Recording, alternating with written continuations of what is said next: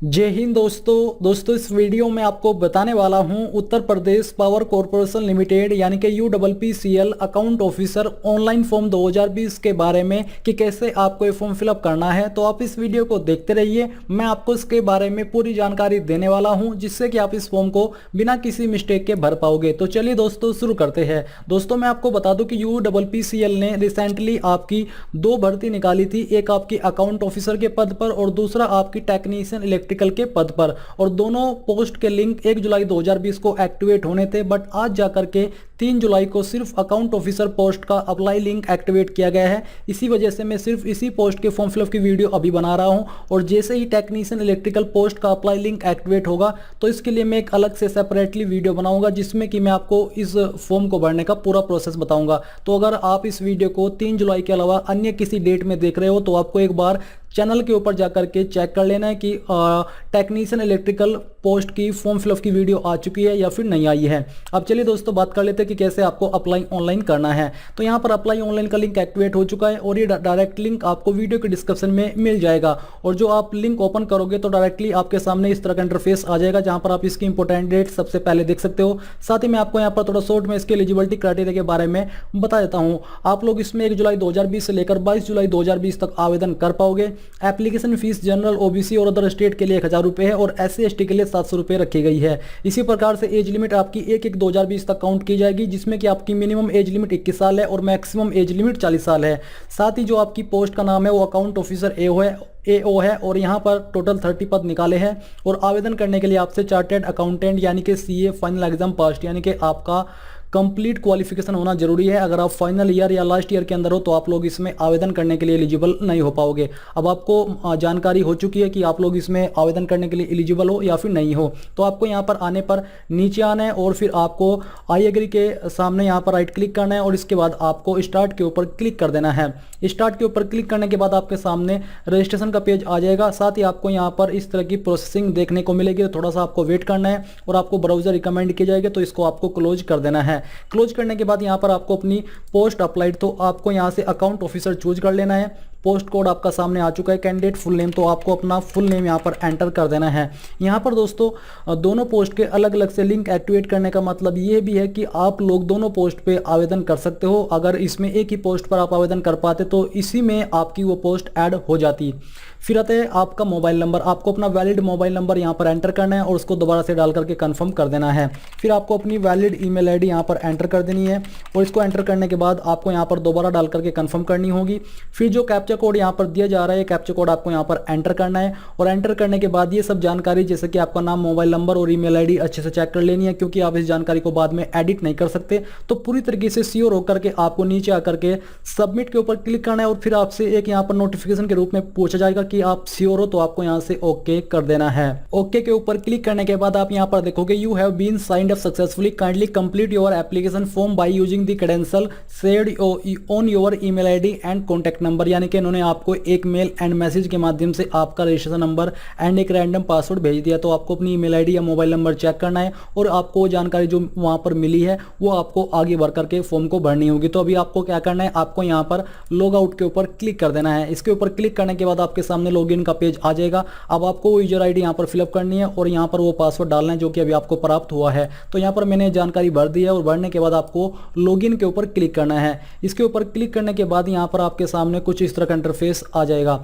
अब यहाँ पर दोस्तों आपको ऊपर की तरफ देखने को मिल पा रहा है click here to fill application form.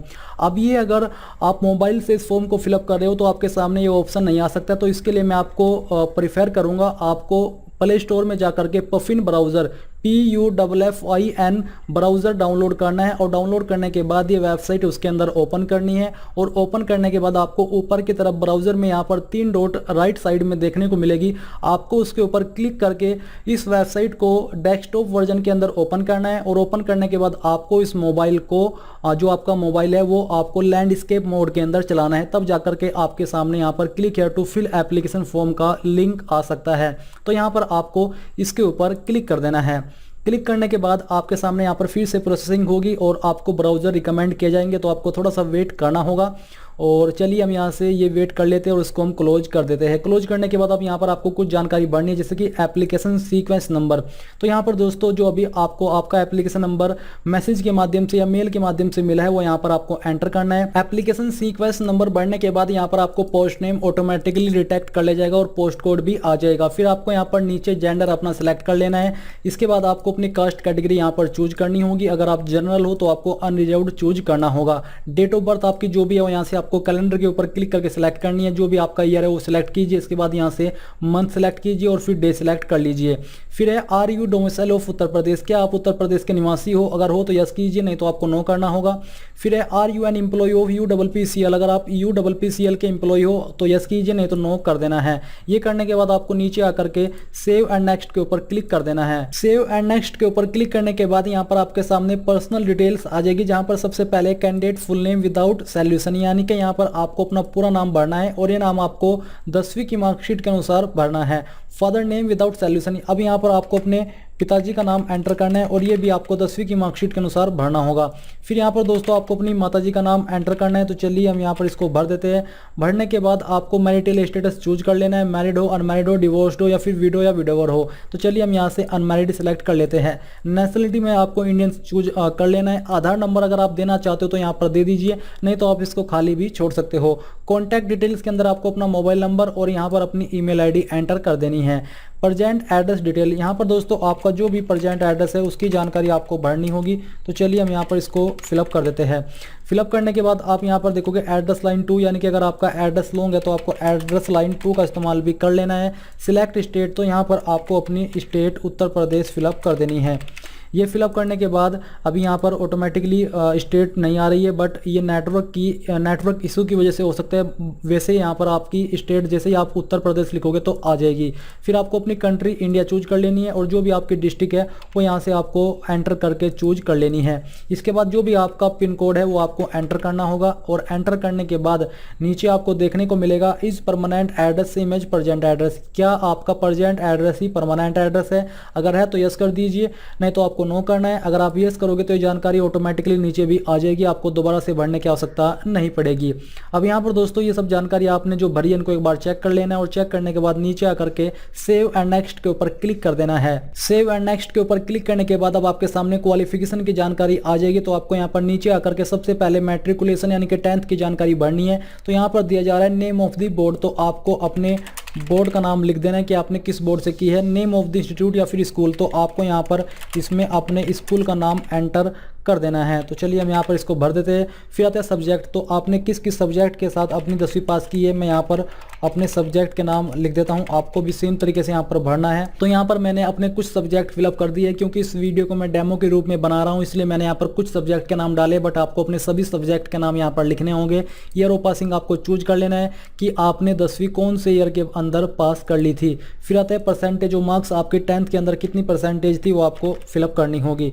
ये भरने के बाद आप नीचे देखोगे 12th, तो आपको सेम तरीके से 12वीं की जानकारी भरनी है। पहले आपको बोर्ड का नाम, यहाँ पर स्कूल का नाम, सब्जेक्ट जैसे कि PCM या फिर PCM, यहाँ पर आप इस तरह से भी भर सकते हो। ईयर ऑफ पासिंग आपको यहाँ पर चूज कर लेना है कि आपने किस ईयर के अंदर अपनी 12वीं पास कंप्लीट की थी। इसके बाद आपको परसेंटेज ऑफ मार्क्स यहाँ पर एंटर करने होंगे। ये करने के बाद आप नीचे देखोगे चार्टर्ड अकाउंटेंट डिग्री, जो कि इस पोस्ट पर आवेदन करने के लिए जरूरी रूप से मांगी है। तो आपको इसके ऊपर क्लिक करके कोस्ट अकाउंटेंट या चार्टर्ड अकाउंटेंट चूज कर लेनी है। इसके बाद नेम ऑफ कॉलेज या इंस्टीट्यूट या फिर यूनिवर्सिटी, तो आपने जिस भी यूनिवर्सिटी से किया उसका नाम देना होगा। मैं शॉर्ट फॉर्म में CCSU लिख रहा हूँ, बट आपको अपनी यूनिवर्सिटी का नाम डिटेल में देना होगा। ईयर ऑफ पासिंग यहाँ पर आपको चूज कर लेनी है या फिर खुद से भर देनी है। परसेंटेज ऑफ मार्क्स आपके सभी सेमेस्टर को मिला करके कितनी थी वो आपको यहाँ पर भरनी होगी। और मैं आपको बता दूं कि आपकी जो क्वालिफिकेशन है वो कंप्लीट होनी चाहिए। Do you have through knowledge of Hindi in Devanagari script, क्या आपको हिंदी की नॉलेज देवनागरी स्क्रिप्ट के अंदर है? अगर है तो यस कर दीजिए, नहीं तो आपको नो करना होगा। प्रेफरेंशियल एक्सपीरियंस डिटेल, अगर आपको यहाँ पर देख लीजिए बेसिकली जो लाइन दी जा रही है, do you have experience of working on the finance accounts audit branch of a large private sector industry of repute public undertaking preferably in electrically telecom sector और पब्लिक यूटिलिटी सर्विसेज। अगर आपके पास है इनमें से किसी डिपार्टमेंट के अंदर तो यस कीजिए, नहीं तो आपको नो करना है। अगर आप यस करोगे तो आपको बाकी कैंडिडेट के मुकाबले जो सिर्फ चार्टर्ड अकाउंटेंट की क्वालिफिकेशन से अप्लाई कर रहे हैं उनके मुकाबले ज़्यादा प्रेफरेंस इस पोस्ट पर दी जाएगी। अब यहाँ पर दोस्तों जितनी भी जानकारी आपने भरी है आपको नीचे आना है और I confirm that the details submitted by me above are true to the best of my knowledge and deviation found in these details at a later stage will lead to appropriate action against me। Basically ये declaration है तो आपको इसके ऊपर टिक कर देना है और टिक करने के बाद आपको नीचे आकर के सेव एंड नेक्स्ट के ऊपर क्लिक कर देना है। सेव एंड नेक्स्ट के ऊपर क्लिक करने के बाद अब आपके सामने डिक्लेरेशन की जानकारी आ जाएगी, जहां पर आपको आपकी फीस का अमाउंट देखने को मिलेगा। इसके अलावा यहाँ पर आपको अपना फोटो अपलोड करना है और सिग्नेचर अपलोड करना है। आपका फोटो इन्होंने बोला है कि 3 महीने से पुराना नहीं होना चाहिए और ना ही उसके ऊपर कोई आपको सिग्नेचर करने की या उसके नीचे सिग्नेचर करने की आवश्यकता है, क्योंकि ऐसी कोई जानकारी यहाँ पर नहीं दी जा रही है। तो आपको क्लिक है टू अपलोड के ऊपर क्लिक करना है। यहाँ पर जान लीजिए कि आपके फोटोग्राफ का जो साइज है वो 100 KB से ज़्यादा नहीं होना चाहिए और फॉर्मेट JPEG या फिर JPG का रहना चाहिए। तो आपको ब्राउज के ऊपर क्लिक करना है और जहाँ पर भी आपका फोटो है आपको सिलेक्ट करना होगा। मैं यहाँ पर एक रैंडम इमेज सिलेक्ट करता हूँ, इसको ओपन कर देता हूँ। ओपन करने के बाद आपका इमेज यहाँ पर इस तरह से अपलोड हो जाएगा। आपको इसको क्लोज करना है। क्लोज करने के बाद क्लिक है टू अपलोड के सामने आपको क्लिक करना है, जहाँ पर आपको अपना सिग्नेचर अपलोड करना है। तो आपको सेम तरीके से यहाँ पर अपना सिग्नेचर चूज करना है और ओपन कर देना है। ओपन करने के बाद ये भी यहाँ पर अपलोड हो जाएगा। अब आपको इसको भी क्लोज करना होगा। अब दोस्तों यहाँ पर आपको नीचे आकर के आई एग्री के ऊपर क्लिक करना है। अगर आप आपका फॉर्म का प्रीव्यू देखना चाहते हो तो आपको प्रीव्यू के ऊपर क्लिक करना है और प्रीव्यू के ऊपर क्लिक करके भरी गई सभी जानकारी आप एक बार फिर कंफर्म कर सकते हो। अगर आपको लगता है कि कहीं पर कोई जानकारी गलत है तो आप उसको अभी भी सही कर सकते हो, बट अगर आपको लगता है कि सभी जानकारी सही है तो आपको यहाँ पर नीचे आकर के सबमिट के ऊपर क्लिक करना है। इसके ऊपर क्लिक करने के बाद आपको यहाँ पर फिर से एक पॉपअप विंडो आएगी और आपसे पूछा जाएगा कि आप पूरी तरीके से श्योर हो सबमिट करने के लिए। तो आपको यहाँ पर ओके कर देना है। ओके करते ही आपको पेमेंट के पेज पर ट्रांसफर कर दिया जाएगा। पेमेंट के पेज पर जाने के बाद दोस्तों आप जिस भी माध्यम से अपनी एप्लीकेशन फीस जमा करना चाहते हो कर सकते हो, चाहे वो नेट बैंकिंग हो, डेबिट कार्ड हो, क्रेडिट कार्ड हो, UPI हो या फिर वॉलेट हो। तो यानी कि जो भी ऑप्शन वहां पर आपके सामने है आप इनमें से जिस भी माध्यम से करना चाहते हो कर सकते हो। अगर आपको फीस जमा करने में कोई भी प्रॉब्लम आए तो आप मुझे कमेंट करके पूछ सकते हो। मैं कोशिश करूंगा कि जितना जल्दी हो सके आपको आंसर कर सकूं। तो दोस्तों ये थी आपकी UPPCL account officer online form 2020 के बारे में पूरी जानकारी कि कैसे आपको ये फॉर्म फिलअप करना है। और साथ ही मैं आपको बता दूं कि जैसे ही टेक्नीशियन इलेक्ट्रिकल का फॉर्म फिलअप का लिंक एक्टिवेट होगा तो मैं आपके लिए तुरंत वीडियो बना दूंगा और आपको स्टेप बाय स्टेप पूरा प्रोसेस बता दूंगा। और इस वीडियो के लास्ट में आपसे बस यही कहना चाहूँगा कि प्लीज़ उस वीडियो को लाइक शेयर और साथ ही साथ आपके अपने यूट्यूब चैनल ज्ञानदेव होस्ट को सब्सक्राइब कर ले और सब्सक्राइब करने के बाद बेल के आइकन को दबा दे ताकि आपको आगे आने वाली वीडियोज़ के नोटिफिकेशन सबसे पहले मिल पाए। जय हिंद दोस्तों।